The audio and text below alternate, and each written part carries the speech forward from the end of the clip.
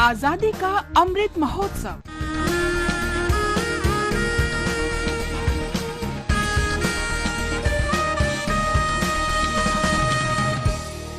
आजादी का सफर आकाशवाणी के साथ। भारत का गौरवशाली स्वतंत्रता संग्राम आधुनिक विश्व के महानतम संघर्षों में से एक है। आकाशवाणी समाचार आपके लिए प्रतिदिन इस संग्राम की एक झलक लेकर आता है। आज की इस कड़ी में हम स्वतंत्रता आंदोलन में सक्रिय रहे मोतीलाल नेहरू को याद कर रहे हैं। 6 मई 1861 को आगरा में जन्मे मोतीलाल नेहरू ने 1889 में स्वरूप रानी कौल से विवाह किया। जवाहरलाल नेहरू इनके पुत्र थे और इनकी 2 पुत्रियां विजयलक्ष्मी पंडित तथा कृष्णा नेहरू थीं।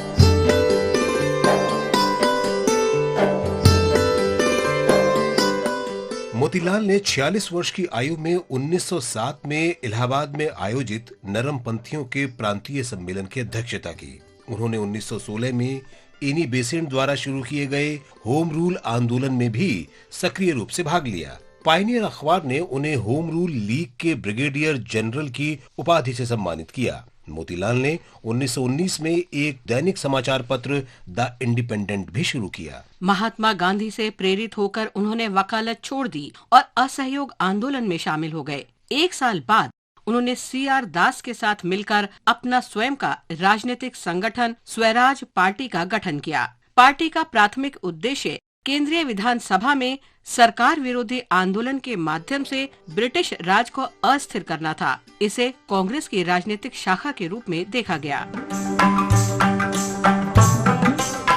साइमन कमीशन के गठन के जवाब में मोतीलाल नेहरू ने 1928 में नेहरू रिपोर्ट तैयार करने वाली समिति की अध्यक्षता की। रिपोर्ट को अस्वीकार कर दिया गया, जिसके बाद मोतीलाल ने 1930 में सविनय अवज्ञा आंदोलन में भाग लेकर ब्रिटिश शासन के खिलाफ अपना संघर्ष जारी रखा। इसी वर्ष उन्होंने अपने आवास आनंद भवन को कांग्रेस पार्टी को मुख्यालय के रूप में उपयोग करने के लिए दे दिया। अपने खराब स्वास्थ्य के बावजूद मोतीलाल ने आंदोलन में हिस्सा लिया और गांधी जी के नमक सत्याग्रह का समर्थन करने के लिए गुजरात की यात्रा की। उन्हें कुछ महीनों के लिए जेल में डाल दिया गया था, लेकिन खराब स्वास्थ्य के कारण उन्हें रिहा कर दिया गया था। कुछ महीने बाद 6 फरवरी 1931 को मोतीलाल नेहरू का निधन हो गया। इस महान स्वतंत्रता सेनानी को आकाशवाणी का नमन। आज हम याद कर रहे हैं स्वतंत्रता सेनानी सत्कारी बनर्जी उर्फ सतु बाबू को, जिनका निधन 6 फरवरी 1937 को हुआ था। सत्कारी बनर्जी का जन्म 1892 में पश्चिम बंगाल के 24 परगना जिले में हुआ था। वे जुगांतर पार्टी के सदस्य थे और अतुल घोष और कुलरंजन मुखर्जी जैसे क्रांतिकारियों के करीबी सहयोगी थे।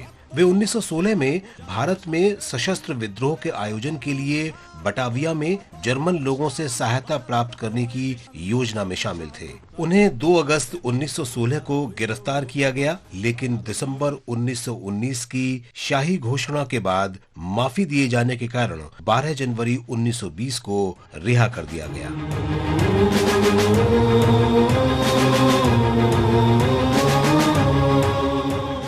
सत्कारी बनर्जी अपनी रिहाई के बाद भूपेंद्र नाथ दत्त, जीवनलाल चटर्जी और अन्य क्रांतिकारियों के संपर्क में आए। उन्हें डायमंड हार्बर आश्रम का प्रभारी बनाया गया, जो भूपेंद्र दत्ता की पार्टी के लिए एक भर्ती केंद्र था। नवंबर 1924 में उन्हें गिरफ्तार कर लिया गया, लेकिन अप्रैल 1928 में बिना शर्त रिहा कर दिया गया। उनकी क्रांतिकारी गतिविधियों के कारण उन्हें बार बार गिरफ्तार किया गया। 6 फरवरी 1937 को देवली कैंप जेल में उनका निधन हो गया। हम इस महान क्रांतिकारी को नमन करते हैं। स्वतंत्रता सेनानी शिव नारायण तिवारी को भी आज हम याद कर रहे हैं, जो 6 फरवरी 1932 को शहीद हुए थे। उत्तर प्रदेश के फतेहपुर जिले के नुनारा गांव के निवासी शिव नारायण ने 1930 के सविनय अवज्ञा आंदोलन में भाग लिया था। बाद में 1932 में जब भू राजस्व का भुगतान न करने को लेकर किसानों ने आंदोलन शुरू किया, तो वे सक्रिय रूप से इसमें शामिल हो गए। 6 फरवरी 1932 को आंदोलन के चरम पर पुलिस और तहसीलदार ने आंदोलनकारियों पर गोलियां चला दी। गोली लगने से शिवनारायण तिवारी की मौके पर ही मृत्यु हो गई। देश के इस महान सपूत को हमारा नमन।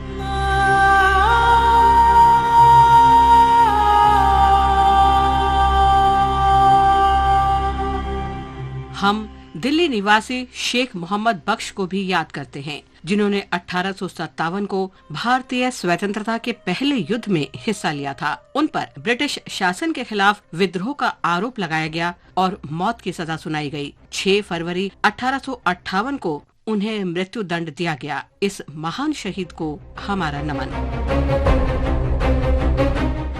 इसके साथ ही आजादी का सफर आकाशवाणी समाचार के संग श्रृंखला का ये अंक समाप्त हुआ। मिलते हैं कल अगली कड़ी में।